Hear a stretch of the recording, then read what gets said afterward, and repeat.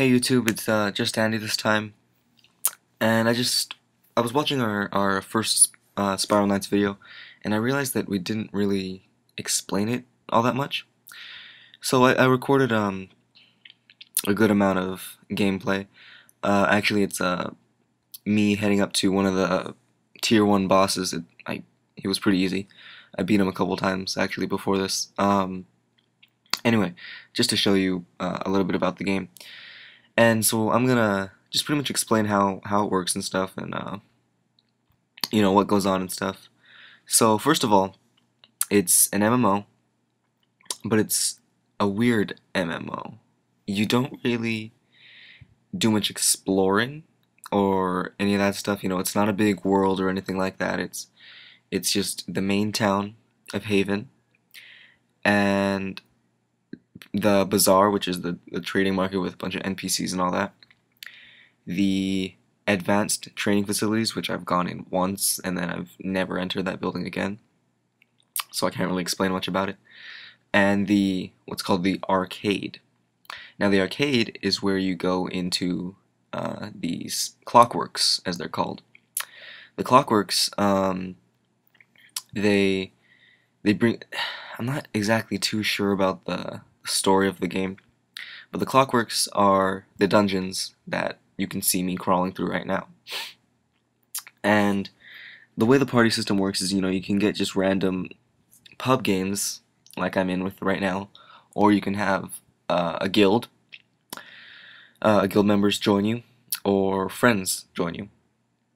And now okay, let me explain guilds real quick. A guild, it costs 1,000 crowns. Crowns you can see at the top right corner of my screen. Sorry, I don't know my right from left. Top right corner of my screen with the little crown under the minimap. And 500 energy. Now, you can only if you don't want to pay, you have to you can only have 100 energy at a time. The energy refills up to the maximum 100 points every 24 hours. So, in order to make a guild, you'd have to pay for the extra energy. Like you can see at the bottom right of my screen, I paid for the 1,600 energy pack, and that was only like $5. It's a really good deal. But anyway, enough about guilds. Where was I? I don't even know. I'll go on. I go on these random tangents when I think about things. So yeah, it's a very strange RPG. You don't level up your character. Your character doesn't level up at all. Your weapons level up. You level up by gaining what's called heat. Heat is the energy, or not the energy, the experience system in the game. And the thing about it is it gives it evenly to all of your items that you have at the moment. So if something's level 9, because the maximum level is 10, it will give it evenly to the other items, like the level 1s that you're holding. Which, I don't know if it's the best idea, because sometimes I want to choose what items I want to give the experience to. Like right now I want to level up my caliber. It's a 3rd star weapon, which is better than my spur. But since I don't have a choice, I have to wait until my spur is level 10 to start allowing my caliber to get more experience and level up quicker. So that's not really a flaw, it's just how the games work. What else? There are 3 weapon types: swords, guns, and bombs. I've actually never used bombs, so I can't really explain it. The guns I've used aren't that fantastic, but the guy that I joined the game with later on, he's got a fantastic gun. It's called the auto gun, and it shoots really quick. It does good damage, but anyway, I'm off on a tangent again. Swords, they have, I'm sorry, not swords. The weapons, the armor, the shields, everything have 5-star, up to 5-star ratings. And 1 to 5 is the best, the worst, whatever. Not only is there different like items and stuff that you can find, but you actually don't pick up weapons or armor from enemies. You pick up crafting materials.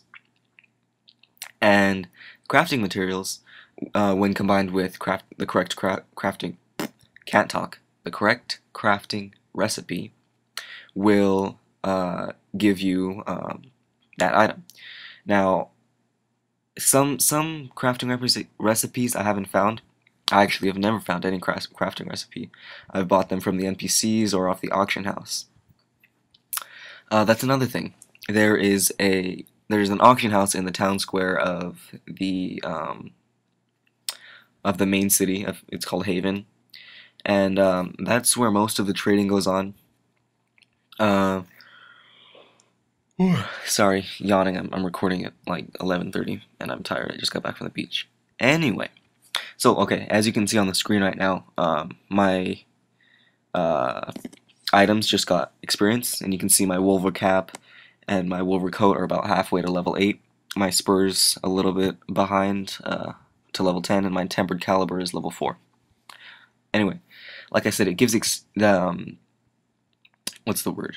Equal amount of experience to all the items, but since the tempered caliber is a 3-star weapon and the spur is a 2-star weapon, it actually looks like it gives less to the tempered caliber because it takes more energy or experience to level up.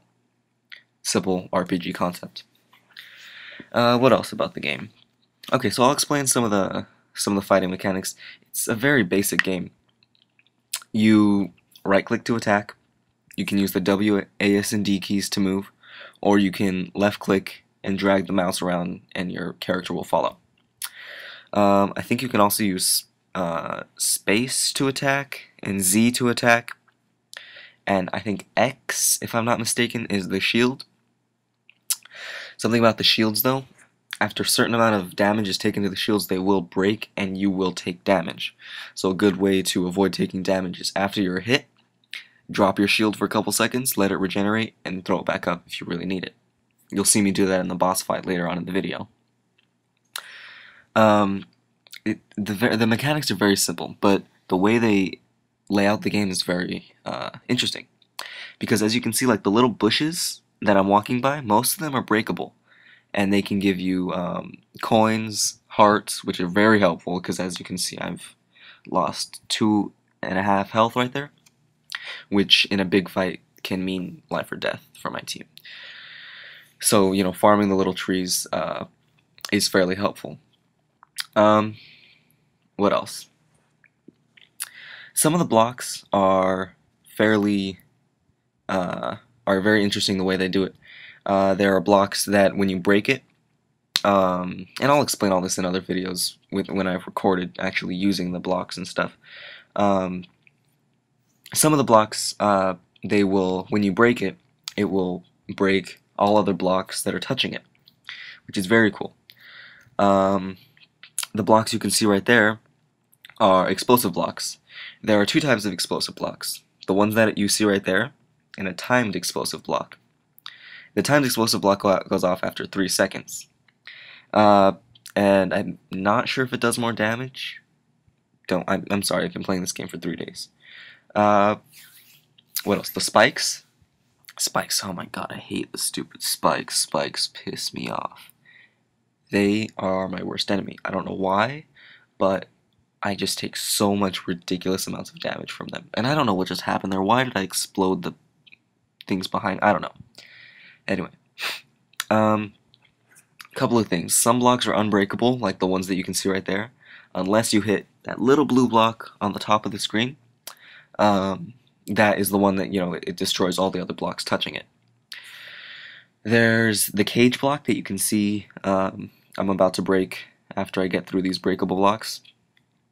And it usually contains a monster or something like that. And I just took him out with great ease. A lot of the rooms require keys that you can see me about to pick up right there. Keys usually require fighting enemies to get to, or solving not solving, but like getting past spike traps and stuff like that. Not too hard. basic RPG concepts, but it does it very well. This game, it's honestly my favorite RPG. I haven't found a better one yet, a better free-to-play one at least. Um, what else? Okay, so the little red blocks right there, you know, they drop hearts and stuff like that. Obvious red hearts, yeah. So the crystals that you saw me just walk by, if you break them and you bring them back to, I'm not sure if it's considered a vendor or whatever, but if you bring them back to a terminal in the arcade, you can sell them. Now, if you choose to auto-sell them, you'll get the best price for them. It's really not much crowns. I don't think it's worth auto-selling, but you will get the best price for them. Or you can choose to, what's the word? Selectively sell them, and, God, I'm tired. Selectively sell them, and when you do that, it changes the way the dungeons are formed, and I'm not quite sure how it works exactly, to be perfectly honest, but like say you put a certain amount of dark crystals in, then more zombie type worlds will spawn. Say you put more fire or more green crystals in, then more beast worlds will spawn, or beast. I'm not entirely sure. I'm sorry. So, some other basic things. You can see that little button we just stepped on. That requires your whole party to step on. Couple other ones. There's like the platform that you can step on, that anyone can step on once, and it'll usually drop a gate. There's the vials that you can see at the top of my screen. Very interesting effects. The one on the far left is a health capsule. It heals, I believe, 3 hearts or 3 little bars of health. I think. The second to the left is, I'm pretty sure it's a fire capsule, and it does fire damage. Simple. The one after that is a stun capsule, or a stun vial, and it stuns the enemy. Now, stuns in this game work fairly strange. It's not a stun where you can't move or can't attack or anything like that. It's slow. It's more of a slow where your movement speed is slowed and your attack speed is slowed. So it's fairly helpful. Also, there is you saw on the far right. It was I'm not sure the name. I forgot the name, but it heals you of any status effect, which is fairly helpful. I don't usually care to bring those along as much. I rarely get affected by status things. What else? Another thing about the crafting is once you get past 3 stars, I believe, they start requiring like 200 energy, which you obviously have to pay for. Now, that's a problem because it's supposed to be a free-to-play game, but that's how they make their money, so, you know. I think they do it well. You know, if you're a casual gamer and you just kind of want to play just for fun every once in a while, you don't really need to spend any money on it. Or if you really want to get good at the game and you want to get 5-star items, you want to crawl dungeons all day long, you can spend the $60 on a party pack and get the most overpowered items in the game. So the game is created very well. I love the graphic style. A lot of people are like, the resolution's weird, but I honestly don't. It doesn't matter to me. Just one thing that I'm not really sure if I could consider it a flaw, but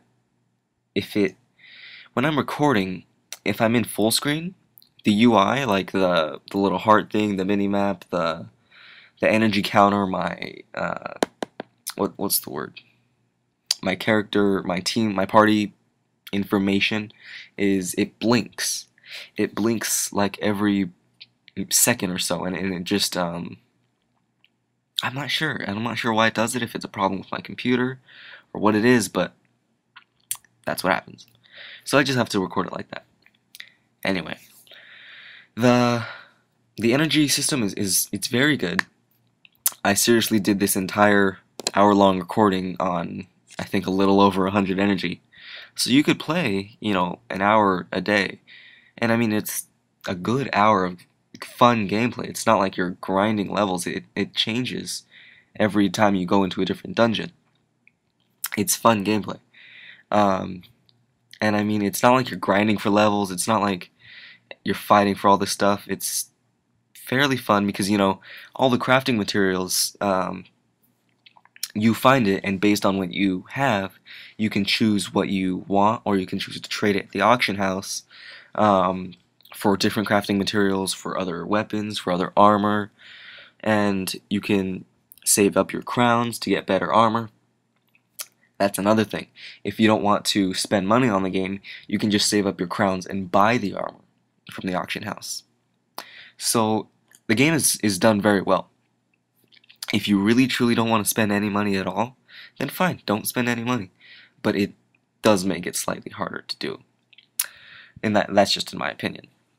What else about the game?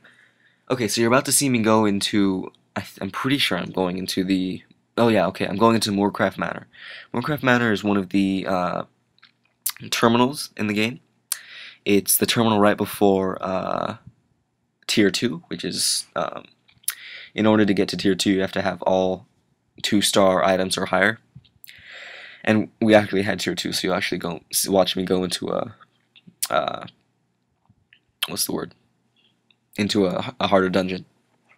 In Moorcroft Manor, what we're in right now it's just another, like, a rest stop before you're going to the next stuff, and you can, okay, sorry, off on another tangent. What you saw me doing there was a vending machine. The vending machines is what you use to craft items. Like you can see, I have all my recipes right there. I have the tempered caliber, the cutter, the troika, all those other different ones. And you can see me asking right there if he has another Wolver coat for sale, because I wanted to make my new armor. But yeah. So one weird thing about one of the vendors is the token vendor you're about to watch me go to. The token vendor is so confusing. Okay, so you can see that I have a bunch of forge sparks, some grim sparks, some primal sparks, and the thing about it is it says it requires, like, you can see the crafting materials cost 2 tokens, some of the items cost 20. I think the Fang of Vog is like a good sword and it's worth like 40 tokens. But the problem with it is you can't just have 40 tokens. You have to have 40 of the specific tokens. And those specific tokens are fairly rare and fairly hard to find. And you also cannot buy tokens, and you cannot trade tokens. So it makes you work for the tokens and the items in the token vendor, which I think is very good for the economy of the game. If someone could just sell tokens to get the best item in the game, the economy would just tank. Anyway, so the game does get progressively harder. It's very punishing if you don't have the proper items. Like you saw in my first Spiral Knights video, Spencer and I spawned in depth 13 and we had barely 2-star items, and we just got wrecked on by those enemies. But right now I am in depth 8, I think it is, and it's not too hard because my caliber is fairly strong, and so is my spur. My spur is about to be level 10, and it's gonna be amazing. Actually, I'm gonna try and level up my spur right after this. Anyway, and also another thing, the enemy types are generated based on the type of world that it is. So you won't find skeletons in this lush prairie whatever world that we're in right now. Skeletons and ghosts simply don't spawn in this place. So I think that's very cool.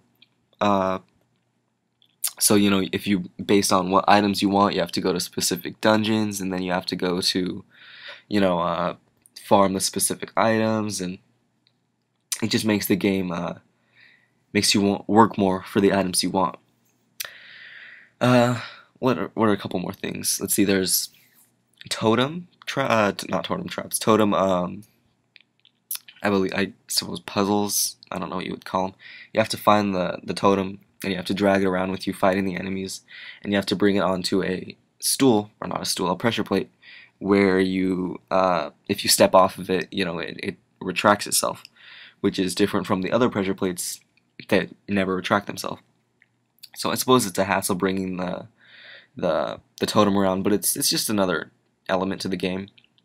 And what you saw me just pick up there was a greater health capsule, and that heals more health. I'm not entirely sure how much it heals.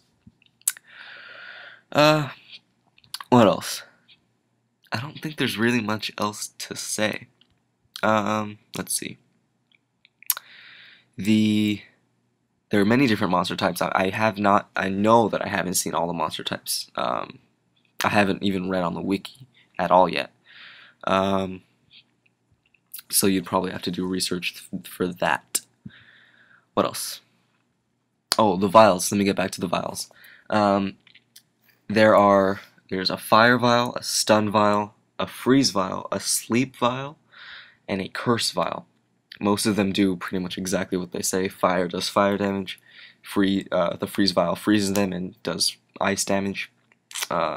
Sleep vial puts them to sleep. Poison vial, the poison vial is a little bit strange. The poison vial doesn't actually poison, like a damage over time effect type of thing. It only slows their healing ability down, which I think is very cool because it's a different poison mechanic than every single other generic RPG has. What else? It's got the curse vial. The curse vial is fairly cool. Whatever items and armor your opponent is wearing are cursed, and they do less damage. And if in the case of armor, what's the word? It protects against less damage. So that's fairly cool. That's what it is. The cleanse capsule. The cleanse capsule. You can see on the far right of my little item bubbles right there. It cleanses you of all status effects, sleep, stun, all that. So like I said, it's a fairly cool game. I really like it. I'll say it again. Add me if you have it. If you don't get it, because it's really really fun. It's completely free. You really don't need to spend much. I'm sorry, not much. Any money on it at all. I don't see why you wouldn't get this game. Unless your computer can't run it, which most computers should be able to run it. It's a fairly easy game to run. Get it. And if you don't like it, tell me why, honestly. If you don't like it, I want to know why. Because I haven't seen a fault in this game yet. I really like it. I think that's going to be it for the day.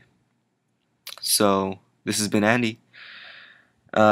Bringing you some Spiral Knights. I'm gonna finish leveling up that caliber right after this, and yeah, add me. SixDeadRabbits on Spiral Knights. On Steam. I'm not sure my username on Steam, honestly. But yeah, add me on Spiral Knights if you've got it. Download it. Friend me. Maybe I'll make a guild. I don't know. Who knows? I'm still deciding. It's a very fun game. You guys gotta try it out. So like I said, until next time, stay sexy.